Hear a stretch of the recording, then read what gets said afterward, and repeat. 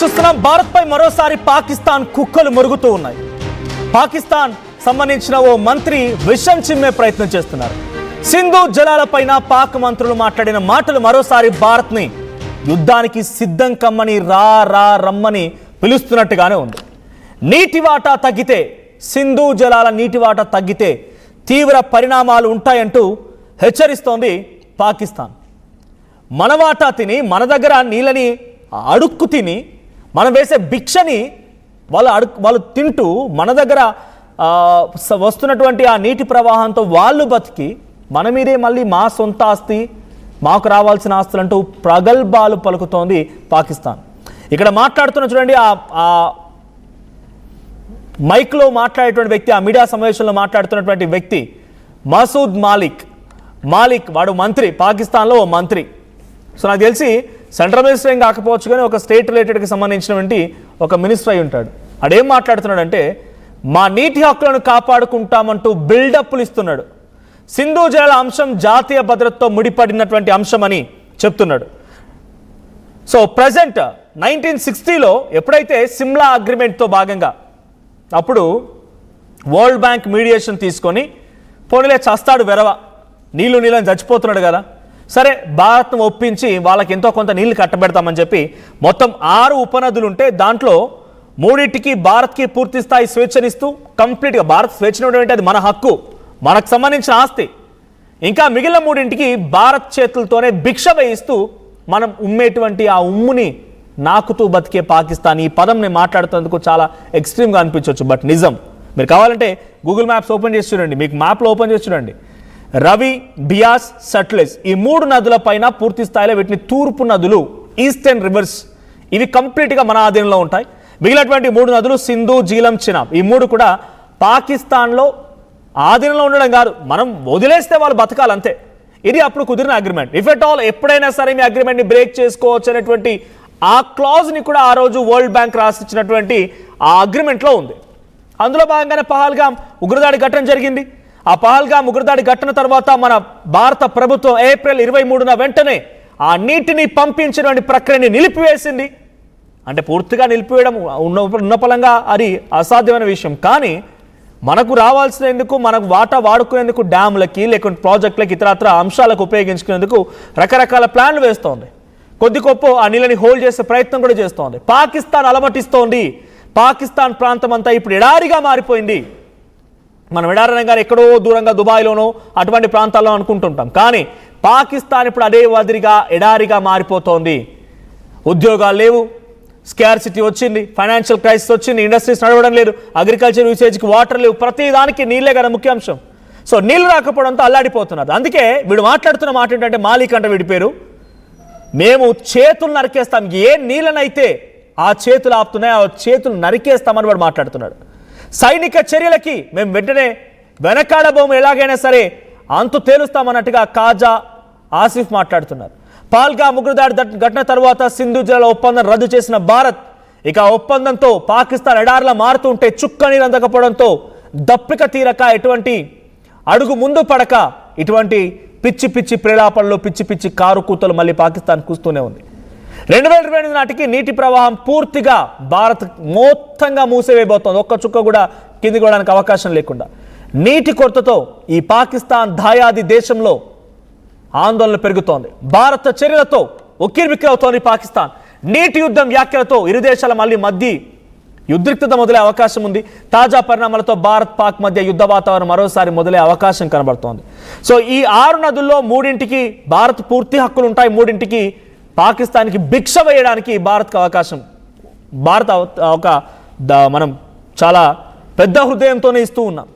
కానీ ఆ వెధవలు ఇలాగా పదే మాట్లాడేటువంటి ఈ మాటలు చాలా ఆందోళన గురి చేస్తుంది. ఒకసారి వాడేం మాట్లాడాడు, ఆ కుక్క ఏ మొరుగుతోంది, ఆ మాటలు విందాం. सीसा पिलाई दीवार बनकर खड़े हो गए, कर चुके हैं कि जो हमारे पानी पे हाथ डालेगा हम वो हाथ ही काट देंगे। और सिर्फ ऐलान नहीं कर चुके, 2 मरतबा 1-1.5 साल में दिखा चुके हैं कि अगर किसी ने हाथ डाला तो हम हाथ काट देंगे। लेकिन सवाल इंसाफ का भी तो है, हम तो अपने आप को बचा लेंगे, हमारी तो जो अफवाज हैं उन्होंने 2 मर्तबा सीसा पिलाई दीवार बनकर खड़े हो गए और दोनों मर्तबा उन्होंने दिखाया कि पानी नहीं, हम तो हवा के ऊपर भी हाथ डालोगे तो तुम्हारा हाथ पकड़ लेंगे। अरे भाई, हम तो मुहर्रम के महीने में बैठे हैं, हमारे यहाँ तो हम तो पहले से बातिल के सामने खड़े होकर हक के लिए जान देने की तो हमारी ट्रेडिशन है और हमारे पास तो ट्रीटी है। मुकदमा हम कल पेश करेंगे सबके सामने, दुनिया के सामने पेश करेंगे। अभी भी 2 जगह पे करके आए, दोबारा कल पेश करेंगे। ये कर चुके हैं कि जो హాత్ కాటేంగే ఏ నీళ్ళనైతే ఆ చేతులు ఆపుతున్నాయో ఆ చేతులని నరికేస్తామని మాట్లాడుతున్నాడు ఈ బెరవ। एक सुनो, ए हाथ जोड़ के प्रार्थना करो, लेकिन भारत के लिए प्रार्थना करो, सब लोगों को 140 मिलियंस ఏ లోగోं को ఆ ప్రార్థన కరో అంటే ఇడు చేతులు విరిచేస్తే ఏం ఉపయోగం ఉండదు, పాకిస్తాన్కి ఏం ఉపయోగం ఉంటుంది? నీకు అంత దమ్ము ఉందా, అంత సత్తా ఉందా?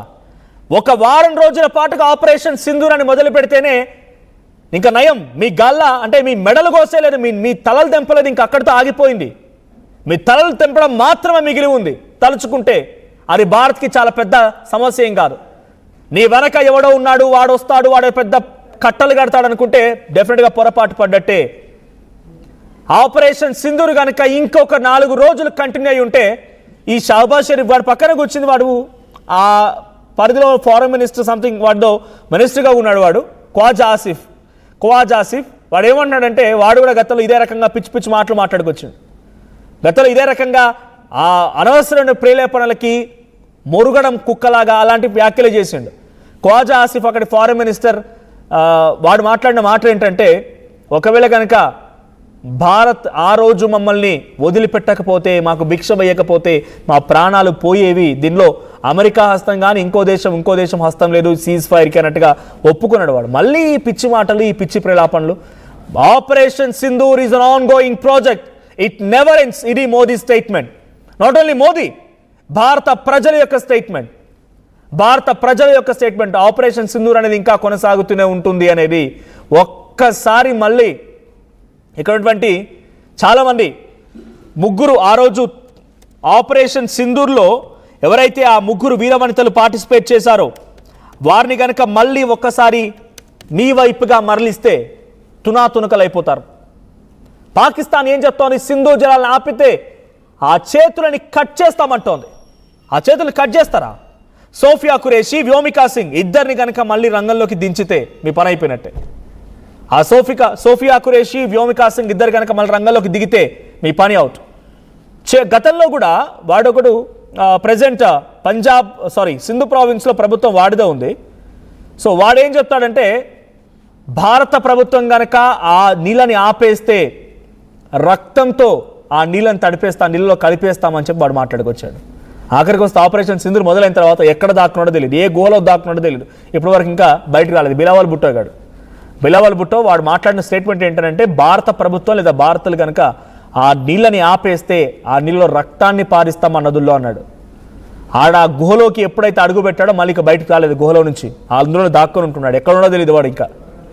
ఇలాంటి వాళ్ళు భారతదేశం గురించి పదే మాట్లాడుతూ ఉంటే చాలా దారుణంగా ఉంది। ఇప్పుడు వీళ్ళు ఏం చేస్తున్నారు తెలుసా, ఏకంగా చరిత్రనే మార్చేస్తున్నారు।